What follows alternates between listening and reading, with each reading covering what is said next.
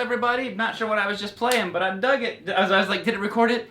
Did I capture it? So I hope you guys are all having a fantastic Wednesday out there. I'm just gonna keep rolling with these lessons, and real quick, sorry, gotta plug it. If you guys haven't yet, check out my guitar course sales that are going on. If you're a beginner guitar player, Rock and Roll Boot Camp. If you are a little bit more advanced player, maybe intermediate, check out my 8-course bundle. All of them are extremely discounted this week. And use this video as a good premises. Like, if this is too advanced for you, try the Rock and Roll Boot Camp. If this is right on par with where you are, check out, especially a part of the 8-course bundle, the alternate picking domination sections. So I'll leave it at that. All right, now today we're going to talk about what's wrong with your picking, which is kind of a jerk title of a video. But we're going to talk about something that I found with myself that really helped my picking out a bunch. So I'm referring to myself as much as anyone else. And let's just kind of dive on into this one. You get the tabs and all that good stuff linked down below in the description. And let's just get going on it. Alright, example number 1. Now I'm going to play it for you and then I'm going to explain what the purpose of this is.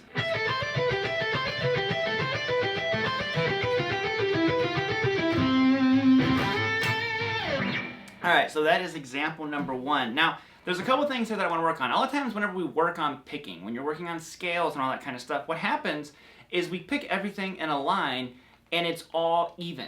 Everything's even. You know, if you're working on stuff like this, those are great. I'm not saying don't work on that stuff. Or if you're doing, you know, things like this. That classic chromatic exercise. Again, great. They're fantastic. But there's a whole nother area to work on your picking. And what I'm talking about is, for one, pick direction, what you're starting with. A lot of people favor starting with a down. Try starting with an up. You need to actually, like, basically be a very well-rounded picker with your right hand.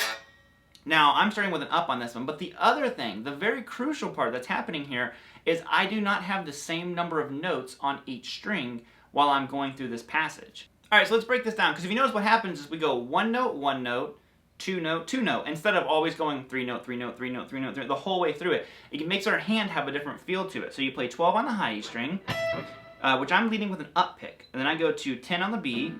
Everything's alternate, so the next is going to be a down. Then I go to the high E string, and I'm going to go 8 to 10. And then I go to the B string, and it's 12-8.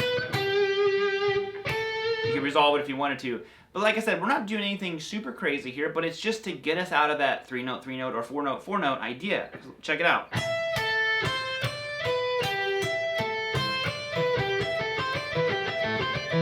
Now for feel-wise, I'm treating it basically like I'm doing it in sets of 2, 2, 2, 2 the whole time. But those 2 notes are not always on the same string. That's what makes it more difficult.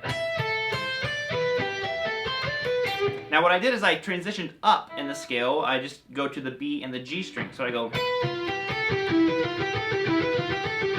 Now that is just going to go 12 on the B to 10 on the G, and then 8, 10 on the B, and then the last one is 12 to 9 on the G. Okay, so...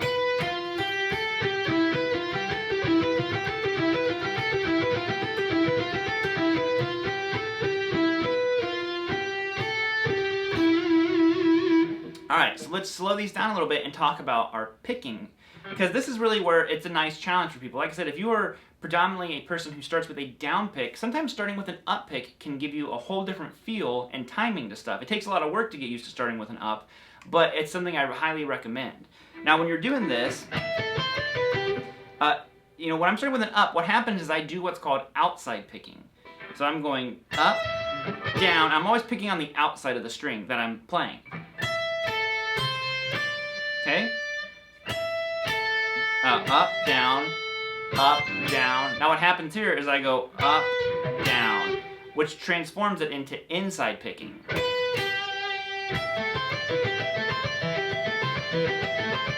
Now if I start with a down, it changes everything. You're going to go down, up, which starts with inside picking. See what I mean? I'm picking on the inside of the strings. It starts here, then I go here. What one's better than the other? Who knows? Whatever's more comfortable. And then whenever you get comfortable with it, work on the other one. Okay? Because what happens is if we start with a down, then later on we end up doing outside picking at the end. So you end up doing both regardless, but it's a matter of the timing that you're doing it. So we're just trying to make our hand more well-rounded. More well-rounded. There we go. Next on the old chopping block is one that actually moves across all 6 strings, but this is something that gave me a lot of trouble. And it was, I could always pick stuff fairly well if I was going and they were all individual notes. Now what I have here is I have one note that is doubled right in the middle, and what this does is this messes with the timing of our hand. Because you have to, just the note duration. We hear the same note twice, and our hands instinctually are be like, no, where should my left hand be? But it's like, no, it's right here, same spot. But I don't know why. It'll mess with your hand if you're not used to this stuff. So it looks like this.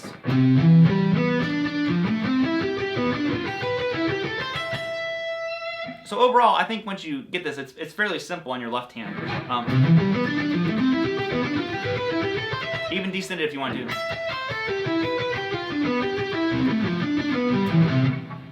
But what I'm doing here is I'm going to go 8 to 12 on the low E string, 10 on the B, and then 9 to 12 on the D. Okay? But what happens is that 12 on the D string, I play twice. So 1, 2, 3, 4, 5, 6. Because if I only did it once, it'd be 5, which is something else you could do 5-note groupings. But I wanted to double this one because we're on that note twice as long as all the other notes. So timing-wise, it's kind of a nightmare, like I said, if you're not used to it.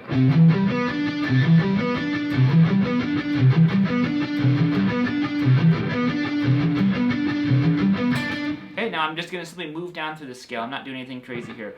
I'm going to go 8 to 12 on the A string, and I'm going to go 10 on the D, 9 to 12 on the G.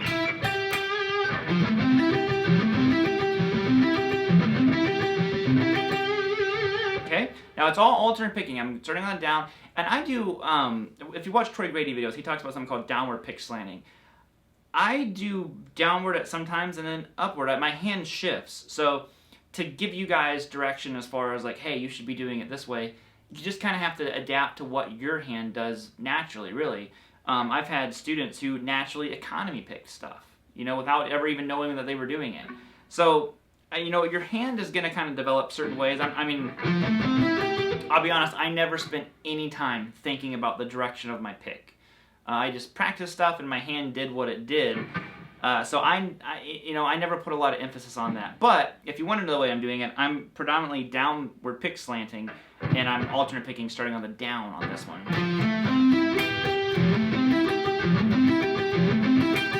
Okay, now shifting down again, you're going to go 9 to 12 on the D, 10 on the G, and then 8 to 12 on the B.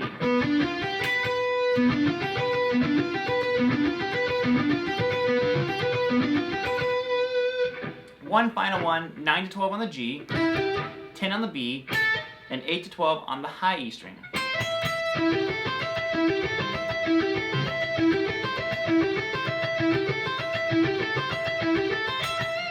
Now with a lick like this, and kind of any lick that I alternate pick, it's really important to take note of how much palm muting is going on. If I just played this with this much distortion without palm muting,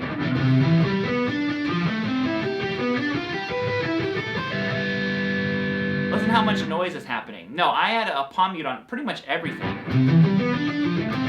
Even if it's just very light, even that one.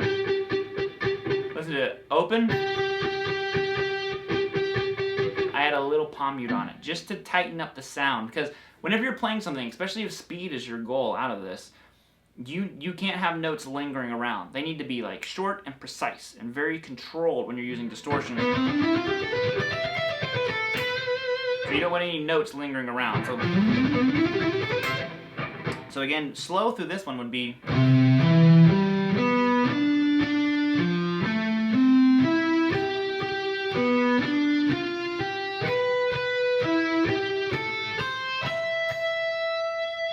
And I didn't tab it out descending, but if you want it descending.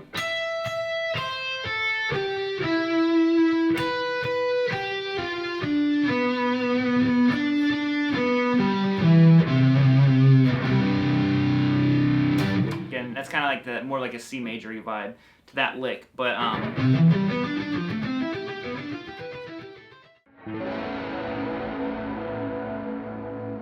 right, now the final one is I wanted to do is a diagonal pattern, which is actually basically I'm just outlining chords is really what it is, but it gives you this diagonal approach to where it almost feels like there's just one note per string at a time. Even though it's not, it's just a certain feel that comes from doing an arpeggiated alternate picked section. Like I said, these are all alternate picked. So again, I'm leading with the downward kind of like pick stroke through this, but if you watch my hand, I shift, and when I am kind of descending back up this way, I tilt my hand a little bit. So again, I was never very analytical about that, but if you are the person who likes to kind of dissect stuff and get down to the very core of the technique, that's really what's happening for me, but I'm not saying that's right or wrong.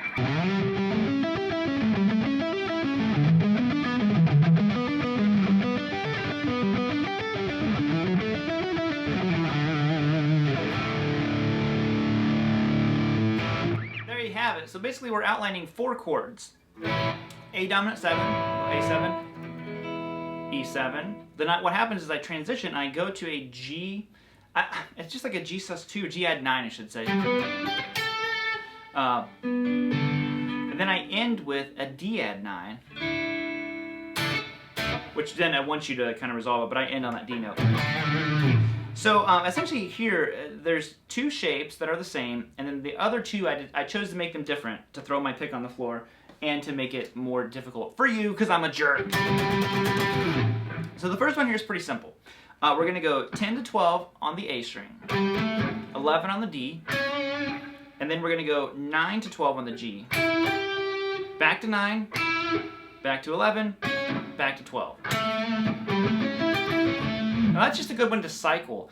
And essentially, if you want the breakdown of the notes and kind of their value anyways, we're starting on 10, which is our minor 7, going to 12, which is the root, 11, that is our major 3rd, then we have our 5th right there, that E note, and then we have our minor 7 again on that 12 on the G. Just a really good exercise to do by itself, you know, try it out in different areas.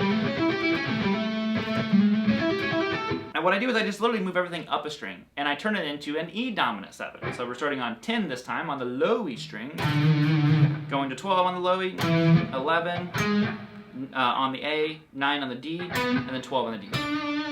Okay? And I just descended exactly where they came. It's the exact same shape, just moved up a string. Because you have our minor 7, root, here's your good old 3rd, your 5th, which is that B note, back to that minor 7.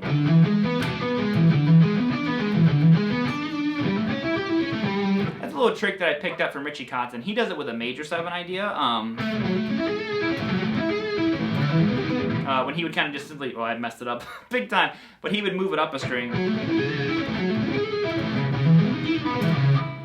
I was like, oh, that's really cool. I didn't realize you could do that. So the next one is a completely different shape, though. So there was a couple ways I thought about doing this one, and I was like, I'm going to give it to him the difficult way. Which is an add 9 arpeggio. So I'm starting on 10, which is our G note. That's the root of the chord. It's a G add 9. Then you're going to go to sort of 10 on the A, and then 9 on the G. 9 on the D. I'm all confused. 7 on the G. 8 on the B, and then 10 on the B. And you descend it.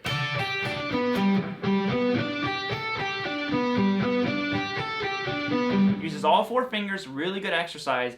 And this one's really easy to move around because this is your root note. So anytime you want it to be, maybe you want it to be an A add 9, we'll just start on an A note. Maybe a B add 9. Maybe you want it to be a C add 9. You can do it everywhere, but we're doing a G add 9 today. And I was just trying to avoid doing your basic major minor chords. I wanted to get a little spice to it.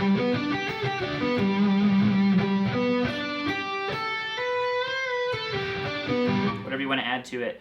And the final one here, I wanted to make it very un-arpeggio-y. You know, like those are diagonal and arpeggios. I was like, well, I want one that's basically, it almost feels like a scale run, and yet we're perfectly outlining the chord that we need, which is a D add 9. So we're going to go like this. So I'm starting on 5 on the A string, which is our root note. I go to 7. That's your 2 or your 9, whatever you want to call it. I call it a 9. And then I go to 9 on the A. Okay, so root, 2, major 3rd. Now I transition my hand here. This is kind of crucial. I lead with my index finger here, and I play Oh shoot, what is that? That's 7 on the D. Okay, that's just your 5th. I roll my finger and get 7 on the G. It's another D note, so that's your root again. I go to 9 on the G, which we already said that is our 9. Literally, 9th fret on the G out of the over a D chord. That is your 9. And I go all the way up here to 11 on the G. It's just your major 3rd again. So if you just want just the frets, I start on the A string, 5, 7, 9. Roll my finger to 7 on the D and G, 9 on the G, and 11 on the G as well. And I just descend it. Now another cool thing about this is, like I said, we're starting on a root note. So move this around. Maybe you want to do an E add 9. Maybe you want to do your A up here. I mean, I could have done the G right here. I'm sorry. Let's try it out. G. And there's the D right there. So have some of that one. I thought that was a really, really fun one to do. Sorry, that was a little long-winded. And there you guys have it. I hope you all are enjoying these lessons. I've been really wanting to, just been in the mood to post lessons lately. And if you would, check out the guitar courses if you want to support the channel. That's always very much appreciated. Like I said, we're going to take some of that money, and we've got a bunch of giveaways we want to do, so we're going to take it and hopefully buy some more guitars to give away. And I think that's going to be it. So other than that, guys, have a great rest of your day. Work on these. Get those pick and chops up and rocking and rolling. And I'll see you all later. Bye, homies. Whoop!